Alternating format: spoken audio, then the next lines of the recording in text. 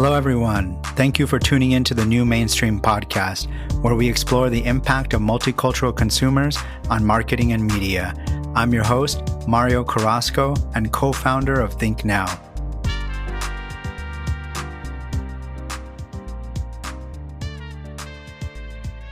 Excited to introduce our guest today, Ray Ricky Rivera, founder of Norwalk Brew.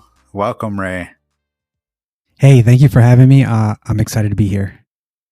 Yeah, I recently got to taste the latest collab between Norwalk Brew and Brujeria. It was the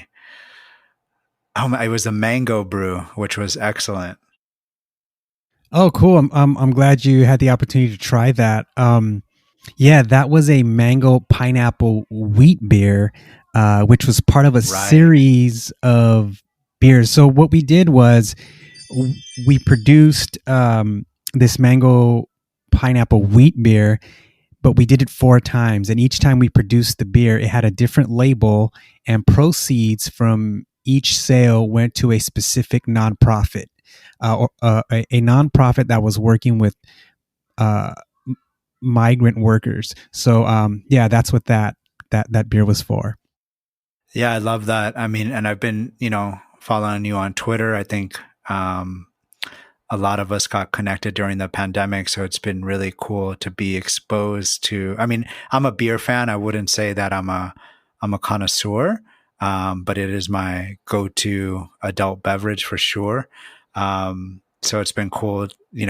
Through your Twitter, I've been just picking up knowledge on everything that's happening in craft brew, and then specifically in like Latinos in brewing, and then Los Angeles, which is really cool to see that there's this whole community that really I was unaware of, to be honest. Like, I think my introduction to craft was like, well, I got a buddy that was like really into beer and kind of introduced me to craft beer. I wasn't really into it previous to that, but like what I considered craft, and it's funny, they're no longer craft, is Golden Road, right? Like that was one of my favorite LA brewers. Still one of my favorites, but there's just so much more kind of going on behind the scenes. But before we dive into all that, like, I feel like you have a fascinating story. I'm somewhat aware of it through Twitter and your blogs. I mean, you started in music and then got into brewing. Like, give us the history of how you got into brewing. Oh, sure. Oh, just real quick, since you mentioned Golden Road, a friend of mine who is also Latino was a brewer for Golden Road, and recently he took up co-ownership and head brewing job title over at a brewery called Upshift in El Segundo, I believe they're located. So that was really cool news that came in this just like 2 days ago. Just this guy I know, great brewer, was building his career with Golden Road, and he had this chance to own a piece of his own kind of small microbrewery, and he took the leap, and so that was really cool. So that's happening. Amazing. So yeah, so anybody listening, check out Upshift Brewing Company in Southern California. They're now owned by a Latino, so that's pretty cool. But to get into my story, I'm from Boyle Heights, which is a kind of area in East Los Angeles. Very proud to be from Boyle Heights. And I come from a working class family. And when I was a teenager, I joined a band called East LA Sabor Factory. And when I was about 17 years old, we started touring, and it started just as just to do something that was fun. I just enjoyed music, and I was soaking everything up in regards to music. I was trying to learn how to play guitar, trying to learn how to play drums. I started writing lyrics and all of that. And as the years went on, I became more serious about music. And then this thing that I was doing for fun with this band became a serious venture. And we were touring nonstop up and down the West Coast. I did some touring in Germany, been to Cuba, things like that. We started putting out records, and so I was deep. I was in this music world deep, right, for a really long time. So Yeah. from 17 throughout my entire 20s, throughout my 30s, I'm about to be 41 on Monday. So within that, I gradually shifted around and went from being a member in a band to being a music producer to launching my own record label and running my own record label out of my bedroom in my grandparents' home. And that kind of morphed into me being like a concert promoter and putting on events and tours and shows. And then I launched my own management company, and I was helping other artists. By this time, I had like 10 plus years of doing music, so I had gained a lot of knowledge, and I wanted to share it. And more specifically, I noticed that there was so many great artists that I knew or that I would come across that just didn't have basic knowledge of what they should be doing. Like bands didn't have a basic bio or a basic band photo, like just real simple things. And there's a lot of great talent out there. And I was like, I could take what I've learned and share it and kind of help fast track some of these bands. And so I started managing, and I really, really enjoyed that work. And after managing a few artists, it just so happens that like I end up in Norwalk because this is where my wife is from. So I moved from Boyle Heights to Norwalk to be with my wife and start our family. And I just happened to start working with a couple local bands and trying to book them in Norwalk. And there's no venues. I couldn't find anywhere to book these bands.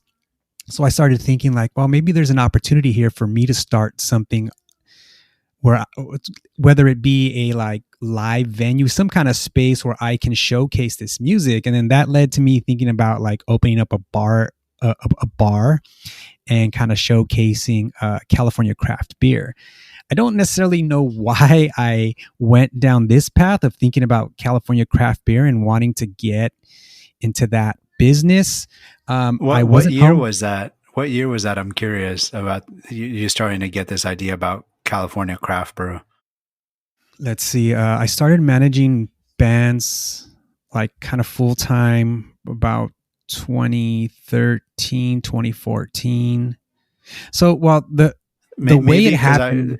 The reason I'm thinking is that maybe it intersected, like, I think around that time, like that was just becoming a thing, California craft brew, right? Like maybe that was tapping into your mindset. Maybe. Yeah, maybe. I mean, I was already like drinking beer, like craft beer. I wasn't like deep into it. Like I wasn't standing in long lines at breweries waiting to get beer. I wasn't really going out of my way too much, but I was drinking craft beer for sure. So I knew it was something that I enjoyed. And I guess it was just more like, oh, this makes sense. If you're going to open up your own bar, like how are you going to make it different from all the other bars that are around?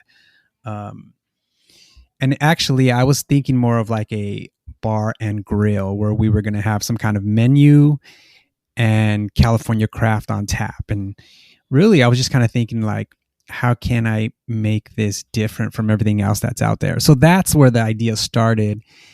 And then I told myself, wow, if I'm serious about getting into a business that involves craft beer, I should probably know how craft beer is produced.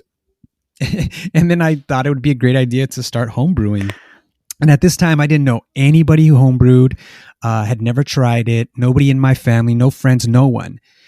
And I thought about it for a while. And then one day I'm sitting at my computer and I tell my wife, you know what, I'm going to buy a 1 gallon homebrew like starter kit. And she looks at me like, what are you talking about? And I was like, I'm going to do it, and I'm going to do it right now, because if I don't, I probably won't ever do it. And I just did it. Like I went online, found the first website that came up, and ordered a 1 gallon homebrew starter kit. And then that literally led me down this rabbit hole of homebrewing. That's awesome. This is in 2014. So actually, there's a little piece that I left out. In 2014, our youngest daughter was born, and during birth, there was some issues there where we had to stay in the hospital for a whole month, the entire month of her life right after she was born. So that first month of life, my wife and I were in the hospital every single day. So I don't know if you've ever been to the hospital when somebody's ill, but there's not a lot to do there. You're just sitting around, right? And so I went to the local bookstore and just grabbed a bunch of books so I could read instead of just sitting there waiting and staring at our little baby. And one of the books was called Brewing Up a Business by Sam Calagione, who's the founder of Dogfish Head. And this book chronicles his journey of getting into homebrew as a freshman in college. He and his buddies homebrewed something in their college dorm, and it blew his mind. And he was like, "I'm going to start a brewery." And then ultimately, he started a brewery, and now today, Dogfish Head is a multi-million-dollar business. But anyway, so this story talks about how Sam has this idea. He starts home brewing, and he starts really small, and then grows this thing into a monster, and it just tells this story. So it was really intriguing, and I was like, man, that's such an interesting business. And I just loved the scrappiness of the story. I loved how this person, much like myself, didn't have any previous knowledge of the industry or how to in terms of producing beer. Although Sam definitely had a little bit more resources where the people in his life could actually help him fund this project, where me, I had nobody who could just say, here's 150K, go do your thing.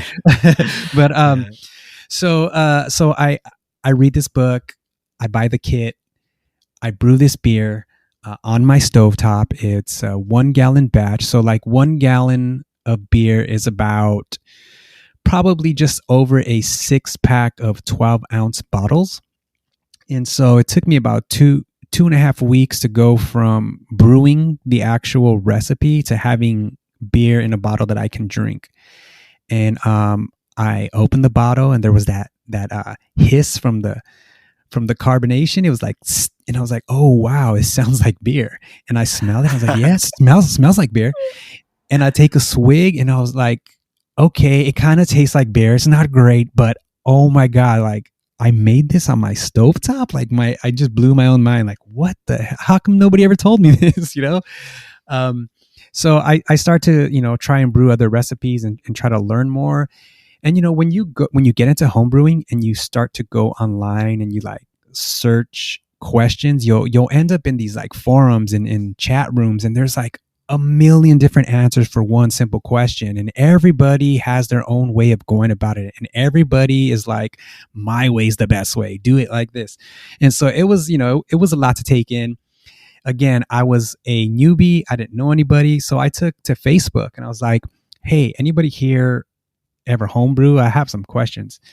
One guy messaged me who I didn't even know we were Facebook friends. Turns out he knows me because he had gone to a couple of shows of mine, whether it be live with the band or DJing or one of the bands that I was managing. I can't remember, but he was like, "Yeah, man, I've seen you around, been to a few shows, music things that you're doing. I've been homebrewing and I've been doing it for 5 years. What's up?" And so we start talking, and we ultimately meet up. And then that meeting leads to me meeting like 5 other home brewers, all Latino. And then it was a total of 7. So 7 of us get together and decide to start the SoCal Cerveceros Homebrew Club, which today, and even when we started, this is 2015, by the way, spring 2015, we are the largest Latino-based homebrew club in the country. And really, for me, my journey in craft beer and my route to the industry starts there. Without the SoCal Cerveceros Homebrew Club, I don't think I end up here talking to you today about beer. That's incredible. And what an inspiring story. I mean, now you got me thinking I need to order one of those gallons and do a home brew. Do it, and if you have questions, I got you. Yeah, I do. I have a ton of questions, but this is about you. I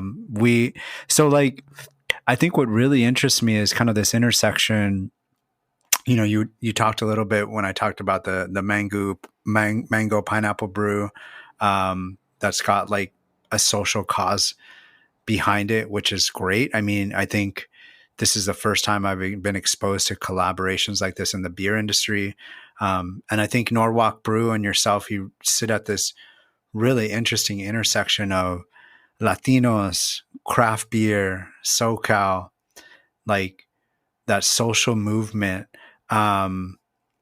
Is this something that's kind of new in the beer industry, this intersection of these things? Or like, I don't know. I guess I want you to like kind of help me unpack that. Like, is this a sub segment, or do you feel like kind of the social impact is where craft brew is headed?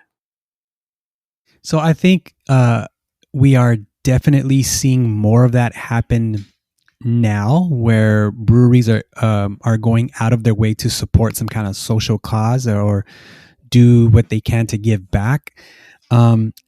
I don't know what was going on prior to me getting into this space, so I can't speak to that. I do know that because now we're seeing a little uptick in people of color get into craft beer, where what I'm seeing is as more people of color enter the space, we're seeing business kind of shift. Well, not so much. I mean, what I'm seeing specifically is people of color conduct themselves differently. So the friends that I have who have gone on to open up breweries don't necessarily operate the same as, let's say, some of the white-owned breweries that I know of. This is really interesting. I was talking to a writer recently, and she asked me, she was like, I see Norwalk Brew House supporting all of these causes, and it looks like that's a core part of your plan, your business plan. Is, how do you pick and choose which causes you support? And my answer was, as a person of color, as a marginalized person, I don't necessarily get to pick and choose social causes that I support. The things that are on my radar, the things that I care about, the things that I want to help have always been there, even when I was doing music prior to me making the move into craft beer. So it's different for somebody like me. Whereas, somebody else who's not Latino from the projects of Boyle Heights, who owns a brewery, their experience is a lot different, So, am I going on a tangent, or am I still answering your question? This is keep going. This is exactly what I wanted to get to, and I think what you're tapping on, and I asked that because, so we did research recently around diversity and inclusion, and because we help large organizations and government agencies. I wanted to get beyond this, lack of better words, kind of performative diversity and inclusion. And I wanted to ask consumers, okay, I think we can agree for the most part that diversity and inclusion is good. Now, I caveat by saying that there's a lot of people in this country that don't think it's good, but I think the overwhelming majority of people think that it's a good step. And what I wanted to understand through our research is, okay, we agree that it's good, fine, but how does that affect your purchasing habits? And I was happily, I don't want to say surprised, but we found out that companies that support diversity and inclusion, I think Norwalk Brew for sure falls under that, right? Broadly, customers are now want to purchase from brands that have that as a core value.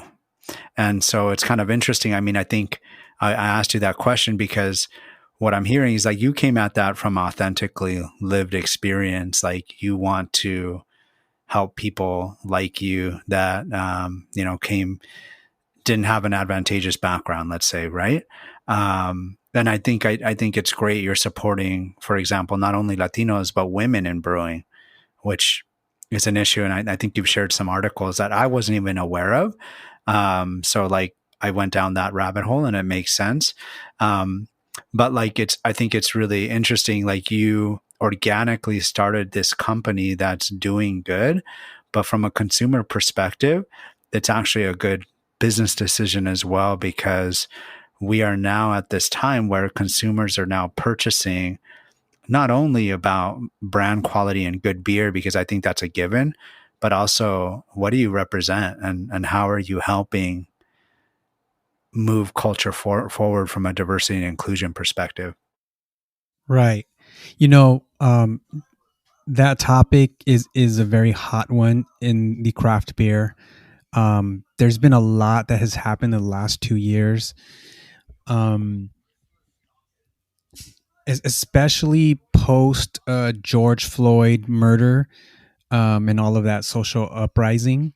There was a spotlight shown. I mean, in all areas across the country, right? Like whether you were in tech, finance, whatever. You know, we started to see how there was a lack of diversity in areas, everywhere, right? Specifically in craft beer, those numbers were staggering. Like, What are some of those numbers? so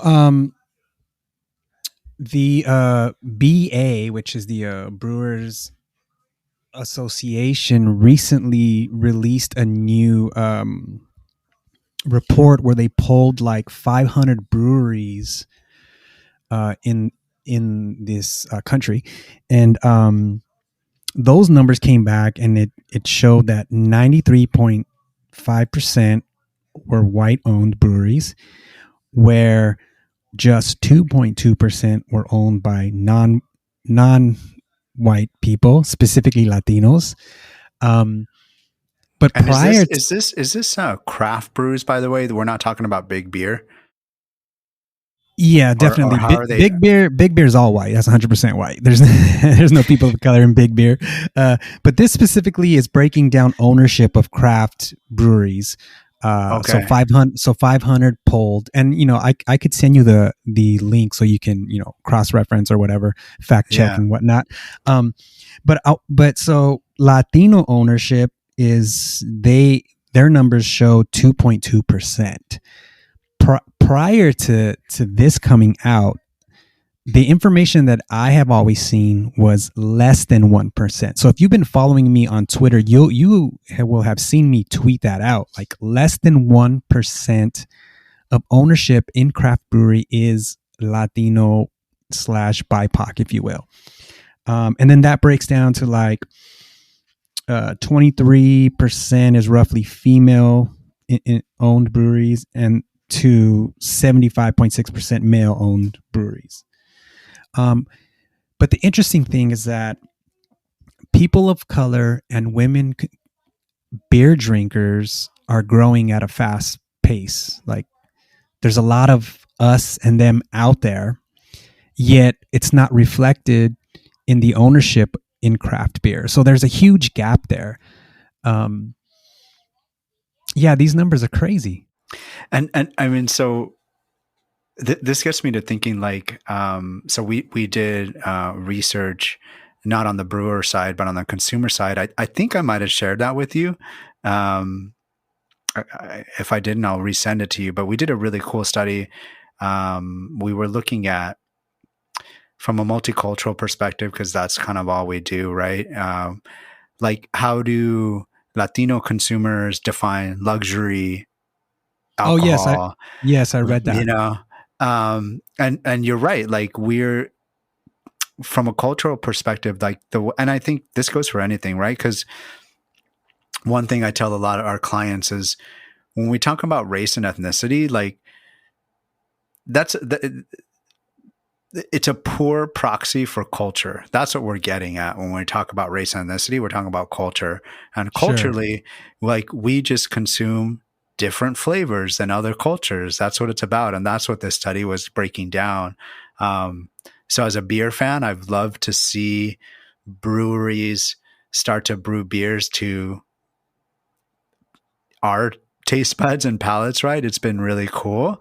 Um, that being said, as I start to dig in, I'm like, huh, it's not, people, it's people that are not Latino making Latino flavored beers, which is kind of, Right. I don't know. Like, Yeah, so let's kind of jump into that for a bit, if you don't mind, yeah, because it's something that I have thought about deeply, given that So okay, just for everybody listening, I don't own a brick and mortar brewery. What I'm doing right now is called contract brewing. So I work on a beer recipe. I have a brewery partner. I take my recipe to the brewery. They brew it for me, and then they package it in my branded cans and kegs, and then I take that and self distribute to retail. Um, so my business model is a little trickier in that I don't have a tap room where I could try all kinds of different beer flavors and styles and then serve it directly to the consumer and see what works. Like, I don't know, tamarindo sour, like that sounds delicious. It probably can be delicious, but I have to be careful because I'm bringing beer to market for a wider consumer base, I guess. Whereas if I had a tap room, I would have more room to try different things, if that makes sense. I will say, I mean, I'm not a brewer. You know the industry more than I do. From our research, though, um, Latin American flavors resonate across all Oh yes. consumers. So, Okay. Okay. like, Yeah. Yeah. Yeah. Sure. Okay. Well, what I'm getting at is, one, you're 100% correct, and I 100% um I'm on board with that, and I've seen it work with my friends who own breweries who are actually crafting beers specifically pulling from our culture. Again, like tamarindo flavored beer and flavors that are similar. But what I'm getting at is, like, there's such a large number of Latinos who have not gotten into craft beer, and a lot of them that are that do drink beer are drinking the macro light beers that have been around forever, that have been just the biggest beers around, right? Like Budweiser, Miller Lite, things like that. So those particular beers are not very flavorful, right? But the consumers that are reaching for those beers have been drinking those beers forever. And oftentimes, like, newer drinkers coming into the space who are just, turning 21 or who are in their early 20s and just getting into beer, they're drinking beers at their family functions, right? And they're reaching for the beers that their uncles and parents drink or whatever. Bud Light. So, right, exactly. So so it's like, how do I reach those consumers? How do I, one, convert the ones that are already hooked on those macro lagers, and two, how do I bring in newer drinkers? So for me, in my business model, it's a little bit more trickier. Like, sure, I could brew some crazy, like, I don't know, horchata stout, whatever, right? And put Which it out into. a big brew did that or does that, I think. Oh man, who brews? There's a few out there. Oh, The, are the, you the, thinking the about Blue Moon, the yes, the Blue Moon yeah, brand? I think Yeah. that's owned by Coors. That was But yes, I delicious. saw I mean, that. I have to I don't Sure. know if you ever got it. It was good. And this is another question for you. And I'm sorry, I'll let you finish your question. Yeah, yeah. Like, go ahead. I have another question though after that. Please No, finish your so thought. I'm just trying to make the point that those kinds of beers that you mentioned, yes, people are into those beers. Um, but it's kind of like a slippery slope right now. For me at least, because I have to put out a product that's kind of middle of the road if I'm trying to reach as many people as I can. If I'm trying to bring them on. So I can't hit them with a crazy beer at first. Like I have to kind of nudge them along. You know what I mean? I have to like, okay, here's a beer that's similar to Bud Light, similar to that Modelo that you enjoy, but it's brewed by the dude from the hood who's not a big time corporation. Uh, it's so I'm I kind of taking that angle if that makes sense. it does, and I have a response to that, but maybe you and I can talk about that offline. I could share some research that we've done that I think will give you some direction there. But that being said, I wanted to get to, like, I think I told you before the podcast, like for sure, Big Beer is listening to the podcast. What up, Big Beer? Um, is there, and like I mentioned to you, like I think that was a yearly thing that Blue Moon came out, and for a couple of years I bought it before I got into craft beer, and actually um, Alchemy Brew, Barney Santos's brewery there at Boulevard Market. Shout out to Boulevard Market. They have an horchata stout. I forget who brews it, but like I've I been think able they to find. have the horchata stout from Border X. Okay, yeah, like amazing, amazing, great beer. But like, I guess my question to you, from your perspective, like, is there a way for Big Beer to use Latino flavors in a way that still, I don't know, that's like, I don't even know what how to say it. That doesn't feel like appropriation, I guess. Is there a way for is there a way for Big Beer to do that in a way and support Latino owned brewers maybe, or consumers? I mean, I don't know. Is there a roadmap for them? Sure. Well, before I answer that, I want to say like I don't knock big beer. Like I don't think we have a beer industry if big beer doesn't exist, right? Because big beer today at one point was small beer. Yeah. This is like over time, right? They grew and then businesses change and companies got bought out, and now some of our beloved beer brands that we believe are staples in this country are not even owned by a company that's based in this country. And I don't want to get into that, but I just want to say that I'm not knocking big beer, because oftentimes when I get into these conversations, and depending on who you speak to within craft beer, some of the smaller guys are like anti big beer. And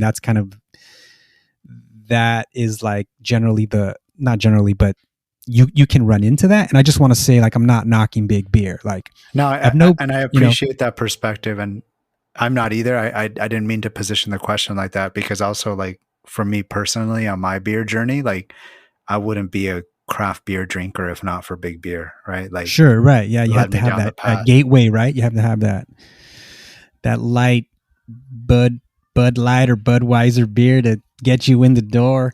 Right. But to get back to your question specifically, yeah, I do think there's a way for the bigger beer companies to market to this segment without, um, it's a slippery slope. Like so many companies, not even big beer, but so many companies that in their what am I trying to say here?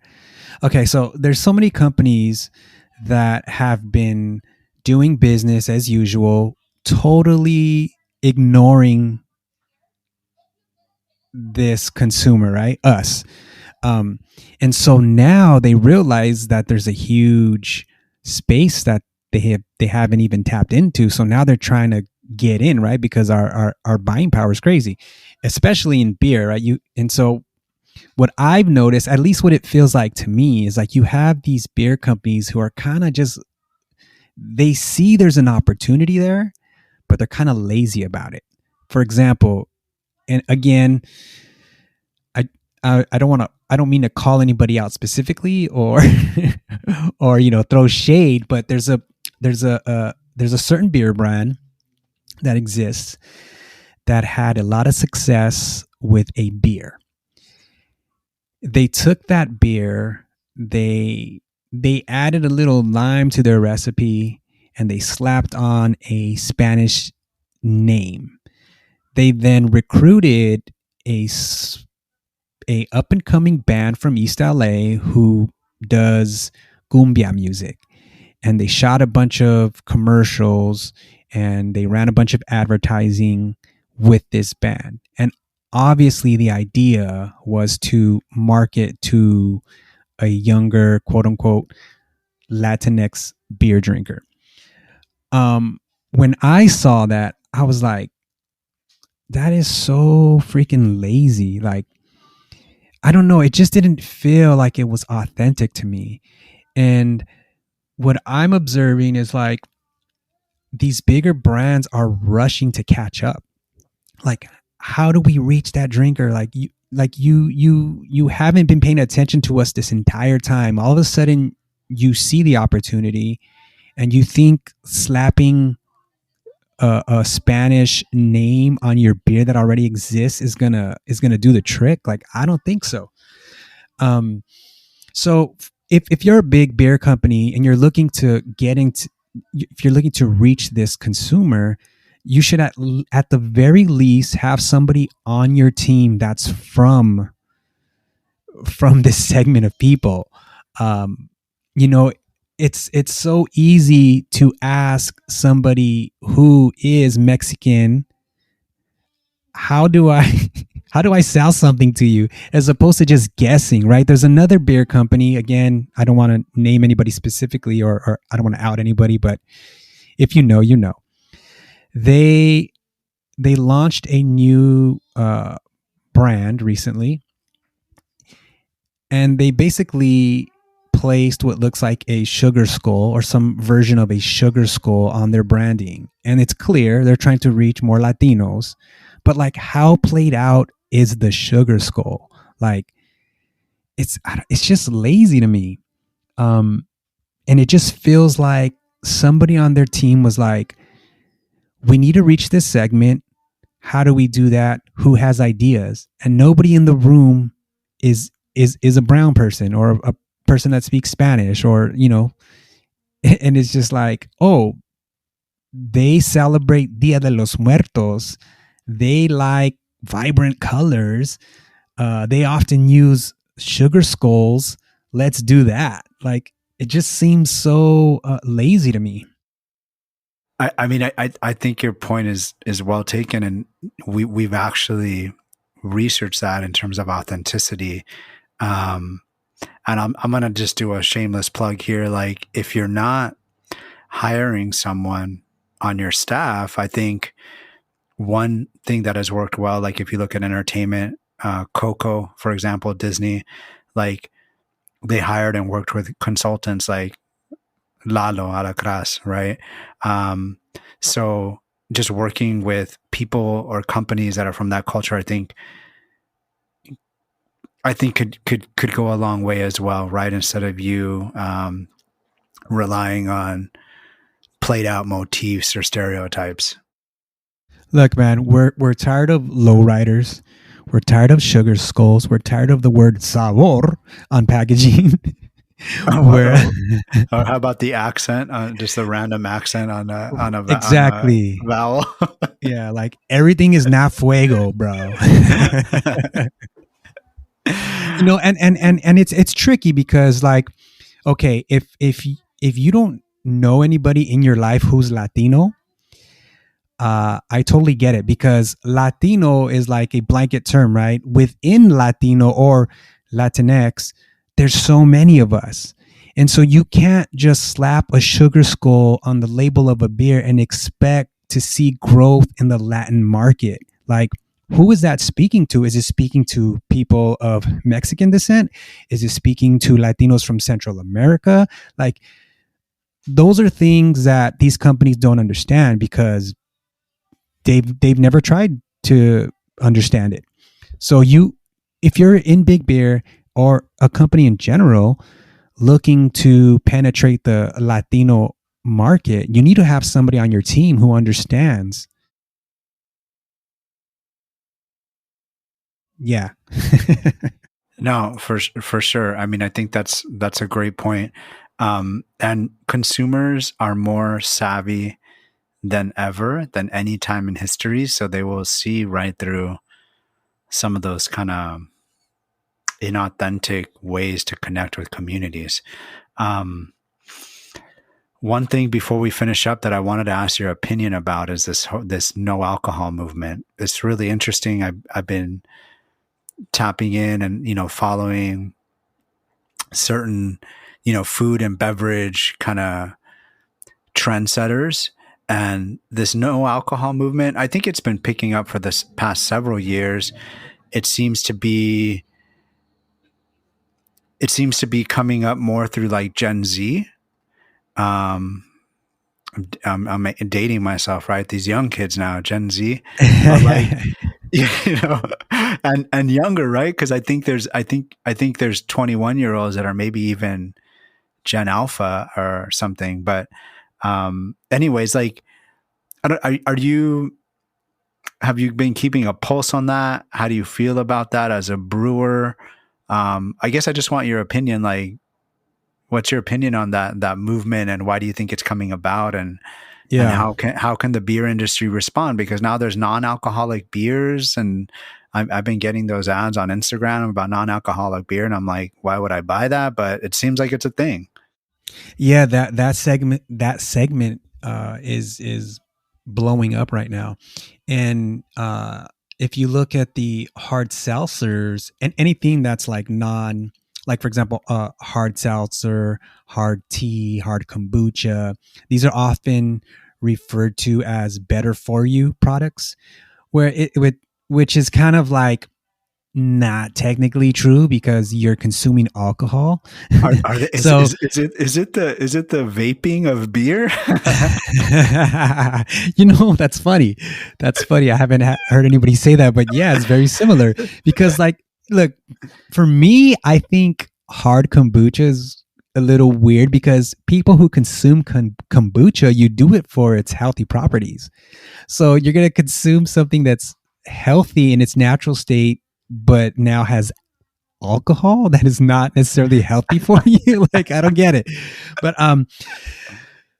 so yeah, many of these products, especially hard seltzer, like, part of what helped hard seltzer blow up is that they're pitched as low calorie drinks. And so people who are looking to consume less calories and quote unquote better for you lifestyle, or lead a better for you lifestyle, started reaching for these hard seltzers. And I think what we're seeing is like um, all of that stuff carrying over to like non-alc beverages.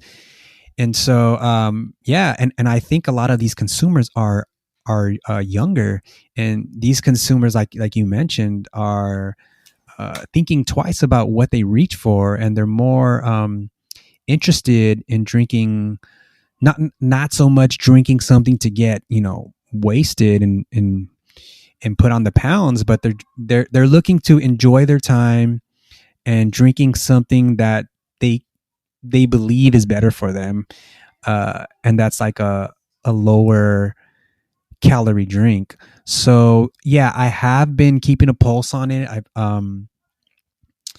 There's a brewery, one brand that's kind of championing this non-alc movement. They're called Athletic Brewing, And That's even, that's that's the advertising I got. That's the advertising I got. I mean, this company is, they raise millions of dollars in funding. They started building out breweries across the country, maybe two, three places So or so something so like so, that. there, so there's actual so wow. So there's like they're taking the brewery model and making it non-alc. Right. But this company specifically, what they've done is they've created a bunch of partnerships with people that, people that play basketball, football players, runners, like they're, so they have really healthy people that are in tip top shape promoting this brand. So it's definitely this push for quote unquote better for you products. And you look at their packaging, and it looks like a regular beer, but it's well done. It looks good. And if you didn't know any better and you see somebody holding their can at a party, you just think they're drinking a beer. So I think that also helps, is that people who may not want to be drinking beer but not feel like they're that odd person out at a function, they can be sipping on this non-alcoholic beverage and nobody would even know unless they actually look at the label. So I think, that's a major selling point to those products. So here's a question for me that I just thought, like, so because I was looking at this as like, is this an existential crisis for the alcohol industry? And maybe not. I mean, maybe do you think that they are tapping into a consumer that maybe would have never drank beer and alcohol? Like, in other words, are they opening up a new market? What is the overlap between beer drinker and non-alcohol beer drinker? Or is it situational? Like, because there are times like I've been in those, like I'm a beer drinker, but sometimes I just don't want to drink. And then, you're at a party and people are like, dude, come on, come on, come on. And you have a drink. And then, so I see that in certain situations. Maybe it would be good for me to have a 6-pack of athletic brew to just have that, so people don't ask me. But I guess my question is like, do you think it's like a new market of consumers that would have never necessarily consumed beer, or are they taking some share away from traditional alcoholic beers? I don't think that they're taking away share. I think if you're into craft beer, you're not gonna ditch craft beer to drink non-alc beer unless you have to, right? Unless, like, you have issues with consuming alcohol and you're out of control. Well, then you got to go the other way, right? But I don't see non-alc beverages taken away. I do see them bringing new customers into the segment, as you said, like maybe people who would never consider drinking craft beer. Um, but more than anything, it feels like to me their core consumer is just somebody who wants to live a healthier lifestyle. Um, and so they're not necessarily drinking craft beer often to begin with. Um, in my own experience, there's been times where I kind of take breaks, and this is obviously pre-pandemic, where I can socialize and be at parties or events, and there's been times where I was like, I'm gonna chill out. I'm not gonna drink beer or any kind of alcohol. And yeah, it's weird when you're in a group with friends and you're the only one not drinking. People are asking questions. So I found myself walking around with at least something in my hand, so that, for one, I kind of go through the motions of like drinking. And then two, nobody's asking me, where's your drink? You want a drink? Can I buy you a drink? Let me get you a drink. Like, none of that happens. Yeah, So I think, people who are in that situation, again, can walk around with a non-alc beer and be okay. agreed. Yeah. And this has been a fantastic conversation, man. I can talk to you So we might have to do a part 2, but we're heading up on our time here. If people want to connect with you on social, what's the best way to find you? So there's really 2 places that I'm most active. One is on Twitter, and you can just follow me at Ray Ricky Rivera. The other is Instagram at Norwalk Brew House. The full name of my brand is Norwalk Brew House. You can also just Google Norwalk Brew House, and you'll find us on all social media platforms. Definitely visit the website norwalkbrewhouse.com and sign up for the newsletter that we have. Something we do probably about once a month or so, and it's just news about what's happening with Norwalk Brew House. So we're getting ready to launch our flagship beer. It's gonna hit the market late January. It's called the Beady Beady Blonde Blonde, and I'm excited. So that's coming. So definitely follow us to know where that's going to be and when it's going to be out. Awesome. I'm excited to have some Beady Beady Blonde Blonde. And thanks again for coming on, Ray. I appreciate it. Thank you so much. This was really fun. Thanks to everyone listening in. To get more multicultural insights, check us out at thinknow.com and follow us on social media. You can also subscribe to this podcast on your favorite platform. Final thank you to our producer, Lucas Martinez, who created our intro music and makes our podcast sound great. To email him, reach out to martinez.lucas.a@gmail.com.